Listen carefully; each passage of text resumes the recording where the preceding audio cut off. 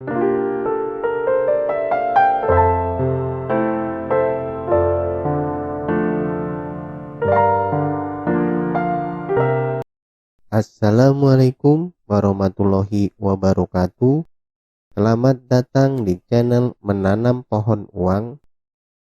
Pada video kali ini saya ingin membahas resiko berinvestasi saham. Dalam dunia investasi, sering kita mendengar kalimat high risk high return, atau terjemah bebas dalam bahasa Indonesianya, semakin tinggi resiko, semakin tinggi hasil yang bisa kita dapat. Tahukah Anda bahwa dengan ilmu dan latihan, kita bisa mengubah high risk menjadi low risk, sehingga kalimatnya bisa menjadi low risk high return.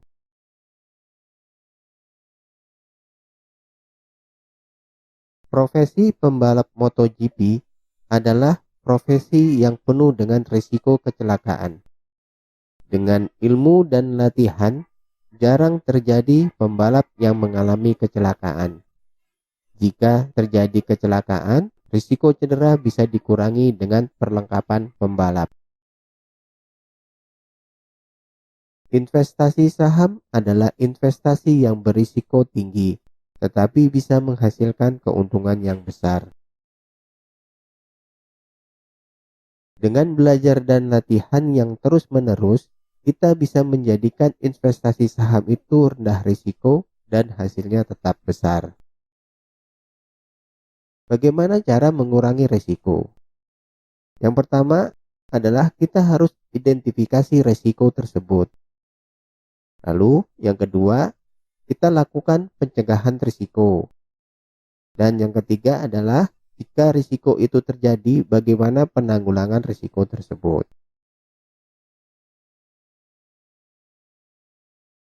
Sekarang kita identifikasi risiko di dunia saham. Yang pertama, di dunia saham ada risiko capital loss. Lalu ada risiko likuidasi dan delisting dari bursa. Kita bahas satu persatu. Yang pertama, capital loss. Capital loss itu kebalikan dari capital gain. Jadi, capital loss adalah suatu kondisi di mana investor menjual saham lebih rendah dari harga beli. Misalnya, saham ABCD yang dibeli dengan harga 1.000 per saham. Kemudian, harga saham tersebut terus mengalami penurunan hingga mencapai 500 per saham. Karena takut harga saham tersebut akan terus turun, investor menjual pada harga 500 tersebut, sehingga mengalami kerugian sebesar 500 per saham. Tentu saja kerugian investasi tidak bisa terhindarkan. Maka dari itu penting bagi investor untuk mengetahui harga wajar suatu saham sehingga terhindar membeli saham di harga mahal dengan risiko harga saham akan turun. Hal ini paling sering terjadi pada investor pemula. Investor pemula mudah tergiur dengan keuntungan dalam waktu cepat sehingga melupakan risiko. Sering juga mengandalkan cut loss untuk mengurangi risiko. Jika sering melakukan cut loss, maka akan menghabiskan modal. Sehingga banyak investor pemula yang kapok berinvestasi saham. Risiko dilikuidasi adalah apabila perusahaan yang sahamnya dimiliki dinyatakan bangkrut oleh pengadilan atau perusahaan tersebut dibubarkan. Dalam hal ini, hak klaim dari pemegang saham mendapat prioritas terakhir setelah seluruh kewajiban perusahaan dapat dilunasi. Ini didapat dari hasil penjualan kekayaan perusahaan. Jika masih terdapat sisa dari hasil penjualan kekayaan perusahaan tersebut, maka sisa tersebut dibagi secara proporsional kepada seluruh pemegang saham.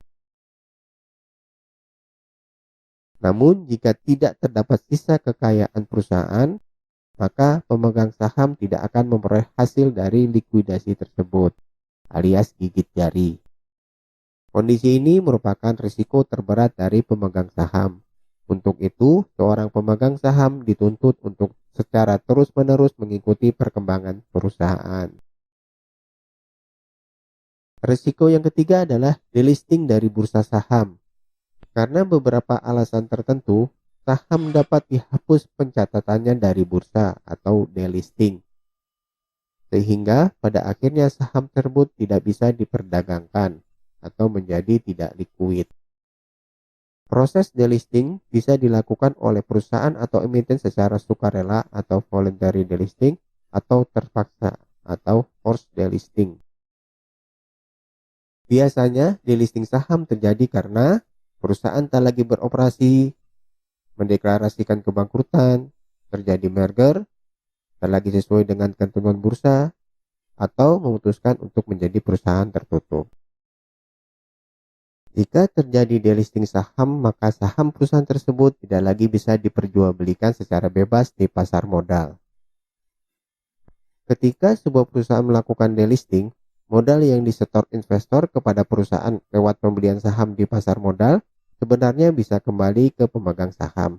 Akan tetapi, proses untuk bisa mendapatkan uang tersebut tidak mudah. Bila perusahaan yang melakukan delisting mengalami kebangkrutan, maka perusahaan tersebut bakal dilikuidasi dan prosesnya harus melalui penetapan pengadilan. Perusahaan bakal menjual seluruh aset dan hasilnya digunakan untuk memenuhi kewajiban perusahaan, yaitu membayar utang. Sementara itu, pemegang saham adalah pihak paling terakhir yang bakal menerima pembayaran hasil likuidasi tersebut. Namun perlu diketahui pada praktiknya jarang terjadi dana hasil likuidasi sampai ke pemegang saham, karena biasanya sudah habis untuk dipakai membayar utang. OJK telah mengatur ketentuan mengenai saham investor dari emiten yang melakukan delisting lewat POJK nomor 3/POJK.04/2021 tentang penyelenggaraan kegiatan di bidang pasar modal.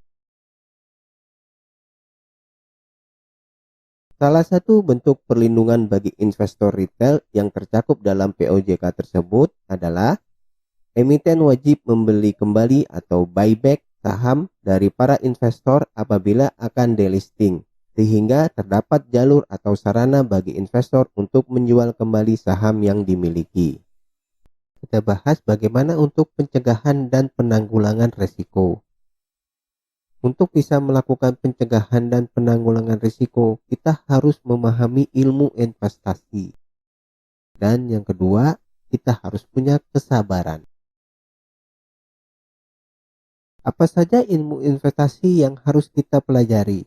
Yang pertama adalah tata kelola perusahaan yang baik atau GCG, disingkatan dari Good Corporate Governance. Lalu kita harus belajar tentang analisa fundamental. Ini bagaimana kita bisa menilai harga wajar dari suatu saham. Yang ketiga adalah analisa teknikal. Ini kita butuhkan untuk bisa mengetahui kapan yang terbaik kita untuk membeli saham dan kapan yang terbaik untuk menjual saham. Yang keempat adalah money management. Ya, ini bagaimana kita mengelola uang. Ini kita akan gunakan untuk mengurangi resiko.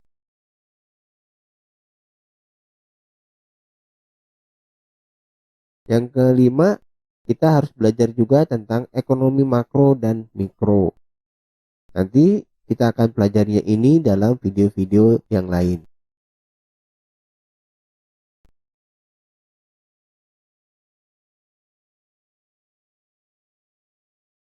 Yang kedua, kita harus punya kesabaran.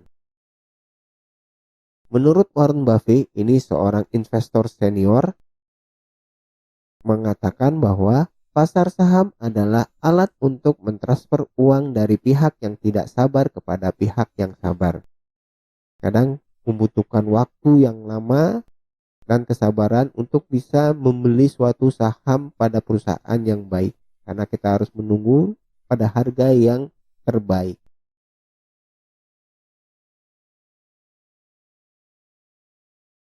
Ada petua dari Sun Tzu, seorang ahli perang. Kenali dirimu, kenali musuhmu, 1000 pertempuran, 1000 kemenangan. Semoga video ini bisa bermanfaat. Wassalamualaikum warahmatullahi wabarakatuh. Jika Anda nilai video ini bermanfaat, silakan klik subscribe, like, dan share agar tidak ketinggalan video bermanfaat lainnya. Terima kasih.